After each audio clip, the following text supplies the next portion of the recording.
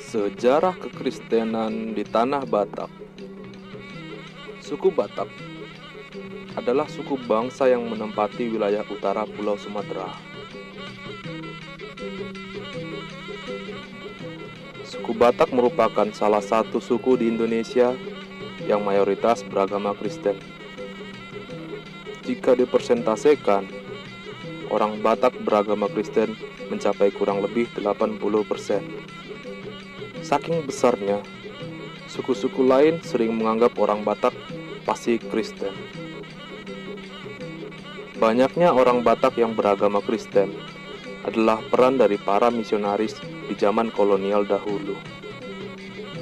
Namun, keberhasilan misionaris mengkristenkan suku Batak tak semudah yang diperkirakan, karena harus berhadapan dengan adat serta aliran kepercayaan yang dianut orang-orang Batak pada saat itu. Ditambah lagi dengan sifat orang Batak pada masa itu yang terkenal sangat tertutup, barbar. Di dalam penginjilannya bisa dibilang terbagi dalam beberapa kali misi penginjilan. Pertama, penginjil dilakukan oleh utusan pekabaran Injil Baptis di Inggris. Tepat pada tahun 1820, Inggris mengirim 3 utusan pekabaran Injil, yaitu Nathan Ward, Evans, dan Richard Barton. Pertama sekali, mereka dikirim ke Bengkulu untuk melakukan misi penginjilan. Karena beberapa hal, Raffles yang saat itu menjabat sebagai gubernur menyarankan supaya mereka pergi ke utara, ke daerah tempat tinggal suku Batak yang masih menganut paham animisme. Barton dan Ward, menurut petunjuk Raffles, pergi ke utara. Awalnya mereka melakukan misinya di daerah pesisir. Namun karena daerah pesisir sebagian besar masyarakatnya sudah menganut agama Islam, mereka memutuskan untuk masuk ke daerah yang lebih dalam lagi. Pada tahun 1824, mereka sudah memasuki daerah Silindung, wilayah suku Batak Toba. Saat mereka tiba di Silindung, mereka diterima dengan baik oleh raja setempat. Namun, perjalanan penginjilan mereka terhenti ketika terjadi salah paham dengan penduduk. Penduduk menjadi tidak suka hal ini. Karena itu, para penginjil tersebut diusir. Kandaslah misi penginjilan tanah Batak yang pertama kali.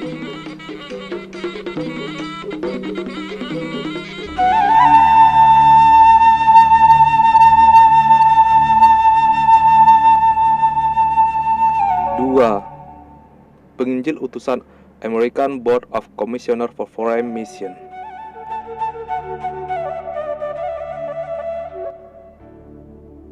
Pada tahun 1834, 2 orang Amerika, yaitu Munson dan Lyman, yang merupakan utusan gereja Kongregasionalis Amerika, mereka tiba pada tanggal 17 Juni 1834 di Sibolga dan menetap beberapa hari di sana.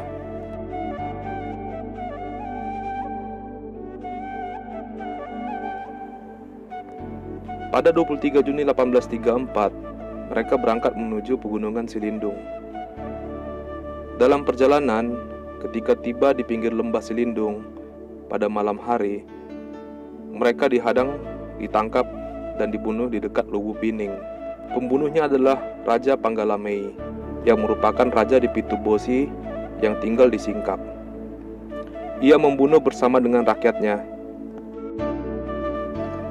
Penangkapan Muson dan Lyman disebabkan warga Batak saat itu sedang melakukan pengawalan ketat terhadap suku-suku yang masuk ke wilayah tanah Batak akibat dari masyarakat Batak yang sedang trauma atas tindakan genosida pada saat masa Perang Padri.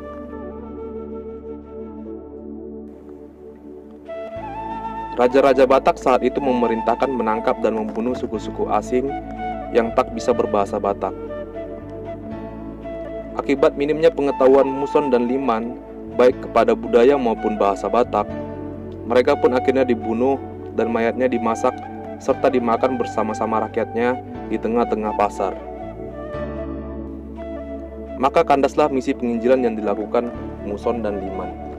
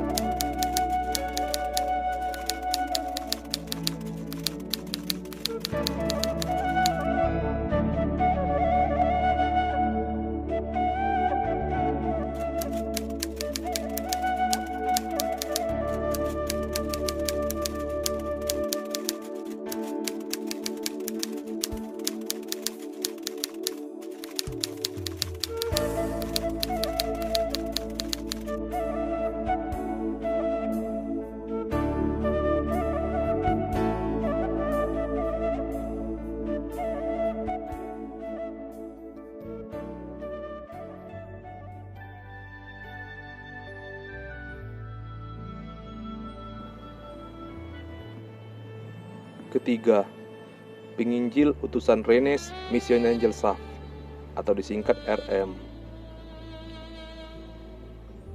Pada tahun 1840, seorang ilmuwan berkebangsaan Jerman, Franz Wilhelm, melakukan perjalanan ke daerah Batak dan kemudian menerbitkan karangan tentang suku Batak. Dalam buku tersebut, Jung Hun menasihatkan pemerintah kolonial untuk membuka jending Kristen guna membendung pengaruh Islam di bagian utara Pulau Sumatera.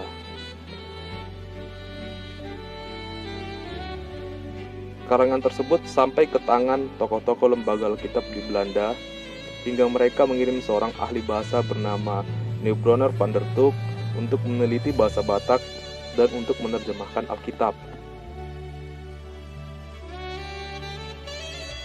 Van der Tuuk adalah orang Eropa pertama yang menatap Danau Toba dan bertemu dengan Sisingamangaraja. Ia merasa senang berkomunikasi dan menyambut orang Batak di rumahnya. Van der Tuuk memberi saran supaya lembaga Zending mengutus para penginjil ke Tapanuli, langsung ke daerah pedalamannya. Pada tahun 1857, pekabar Injil G. van Asselt, utusan dari jemaat kecil di Ermelo, Belanda, melakukan pelayanan di Tapanuli Selatan. Ia menembus beberapa pemuda dan memberi mereka pengajaran Kristiani.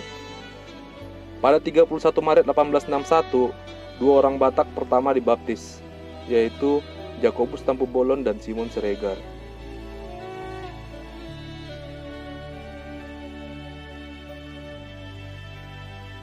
Pada tahun yang sama, tepatnya pada tanggal 7 Oktober 1861, diadakan rapat 4 pendeta di Sipirok, yang diikuti oleh 2 pendeta Jerman dan 2 pendeta Belanda. Mereka melakukan rapat untuk menyerahkan misi penginjilan kepada RM.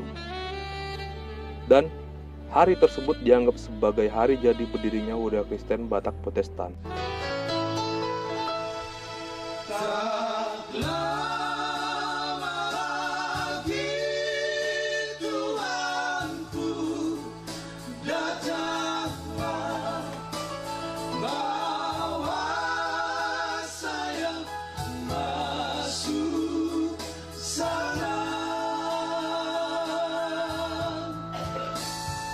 RM kemudian mengutus Ludwig Ingwer Nommensen untuk melakukan misi tersebut. Nommensen yang belajar dari pengalaman penginjil sebelumnya memutuskan untuk menetap di Barus beberapa saat untuk mempelajari bahasa dan adat Batak serta Melayu. Kemudian pada tahun 1864, ia masuk ke daerah Silindung. Mula-mula di Huta Dame, kemudian di PA Raja. PA Raja kini menjadi kantor pusat HKBP.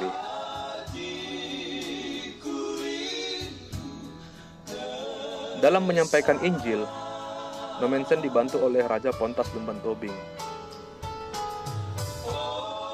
Raja Pontas Lumban Tobing adalah Raja Batak pertama yang dibaptis. Raja Pontas Lumban Tobing membantu Nommensen untuk mengantarnya dari Barus ke Selindung dengan catatan bahwa ia tidak bertanggung jawab atas keselamatannya. Pada awalnya, Nommensen tidak diterima baik oleh penduduk karena takut terkena bala karena mereka menerima orang lain yang tidak memelihara adat. Dan pada suatu waktu, diadakan pesta nenek moyang di Siatas Barita. Biasanya disembelih korban. Saat itu, sudah kerasukan roh, si Baso atau pengantara orang-orang halus menyuruh orang banyak untuk membunuh Nommensen sebagai korban, yang pada saat itu beliau hadir di situ. Dalam keadaan seperti ini, Nommensen hadir ke permukaan dan berkata kepada orang banyak, "Roh yang berbicara melalui orang itu sudah banyak memperdaya kalian. Itu bukan roh di atas Barita, nenekmu, melainkan roh jahat. Tidak mungkin nenekmu menuntut darah salah satu dari keturunannya." Begitu kata Nommensen. Setelah Nommensen mengatakan hal itu, segera si Baso jatuh ke tanah. Akibat peristiwa itu, warga Batak mulai segan terhadap Nommensen dan semakin ingin membunuh beliau.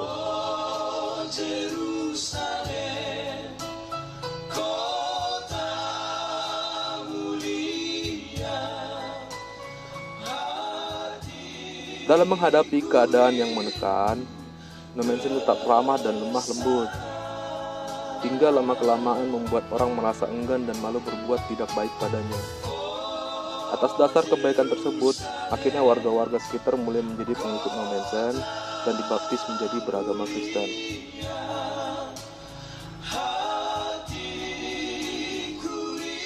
Suatu keberhasilan yang dilakukan Nommensen membuat misi penginjilan semakin mudah dilakukan dan semakin menyebar sampai ke tanah Sinalungun, Karo, Pakpak, dan lain-lain.